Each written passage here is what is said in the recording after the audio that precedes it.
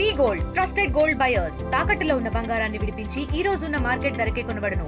మరిన్ని వివరాలకు సంప్రదించండి 7771077720.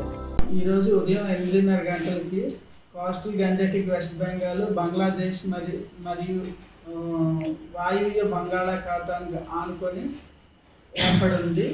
దీనికి సంబంధించిన ఆవర్తనం 5.8 కిలోమీటర్ల ఎత్తు వరకు ఆవరించుకుంది. ఇది నెమ్మదిగా కదులుతూ వెస్ట్ బెంగాల్, జార్ఖండ్, ఉత్తర ఒరిస్సా మీదుగా మనకి దీని భూభాగం మీదకి వస్తుంది. ఈ 1 or 2 డేస్లో ఇది భూభాగం మీదకి వచ్చి అలాగా మాన్సూన్ ట్రఫ్ ప్రకారం వెళ్తుంది అన్నమాట.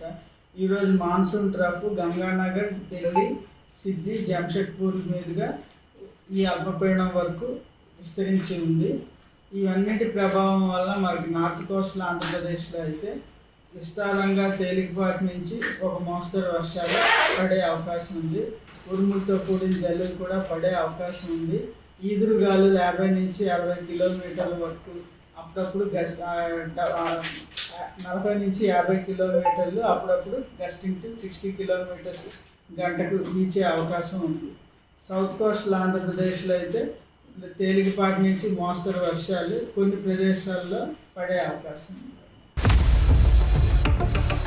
ఇండియా పాకిస్తాన్ తాజా అప్డేట్స్ కోసం డౌన్లోడ్ చేసుకోండి RTV లైవ్ యాప్.